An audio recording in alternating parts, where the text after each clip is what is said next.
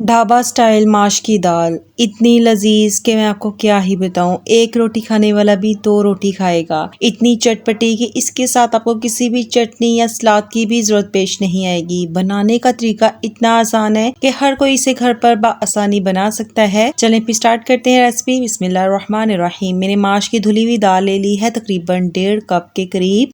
इसको अच्छे तरीके से पहले आपने ना 1 से 2 बार पानी में धो लेना है, फिर इसे 1 से 2 घंटे के लिए भिगो कर रख दीजिएगा। इसे आपने ना बहुत अच्छे से वॉश करना है क्योंकि दालों पर अक्सर केमिकल्स लगाए होते हैं इनको महफूज करने के लिए। तो आपने इसे अच्छे से 1 से 2 बार वॉश कर लेना है और इसे 2 से 3 घंटे के लिए ना आपने भिगो कर रख देना है।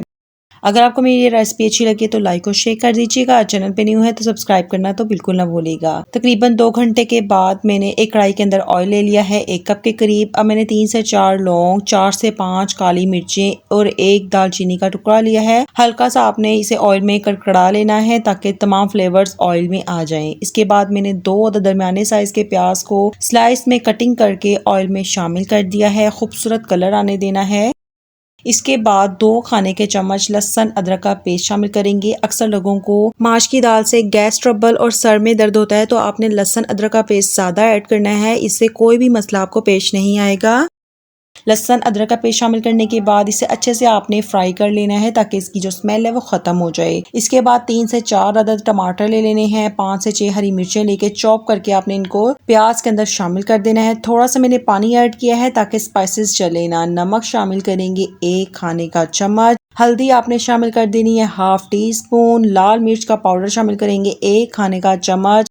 पिसा हुआ सूखा धनिया शामिल करेंगे 1 खाने का चम्मच। चिली फ्लेक्स ऐड करेंगे दरा मिर्च 1 टीस्पून। इसके बाद आपने ना तमाम मसालों की बहुत अच्छे से भुनाई करनी है ताकि ऑयल भी सेपरेट हो जाए और मसालों का जो कच्चापन है वो खत्म हो जाए। जितने अच्छे से आपने भुनाई की होगी आपकी माश की दाल उतनी ही ज्यादा लजीज बनेगी। माशाल्लाह से जबरदस्त किस्म की मसालों की भुनाई हो चुकी है, आप चेक कर सकते हैं। ऑयल सेपरेट हो गया है। अब मैं इसमें माश की दाल ऐड कर दूंगी। तमाम माश की दाल का मैंने पानी निकाल दिया था।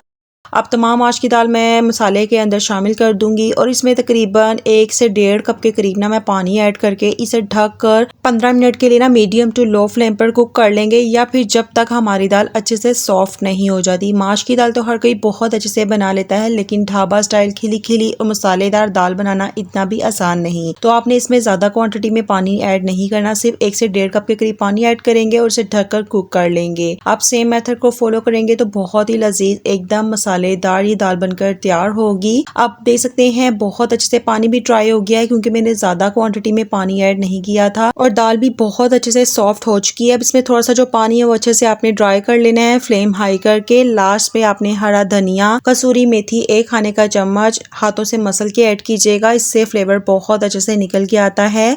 इसके बाद मैंने जीरा लिया है 1 टीस्पून, इसको भी मैं हाथों की मदद से मसल के शामिल करूंगी। इन तमाम चीज़ों को आपने एक बार अच्छे से मिक्स कर लेना है। इस स्टेज पर आप नमक चेक कर लीजिएगा, अगर कम हो तो और ऐड कर सकते हैं। फिर इसे आप 5 मिनट के लिए दम पर रख दीजिएगा।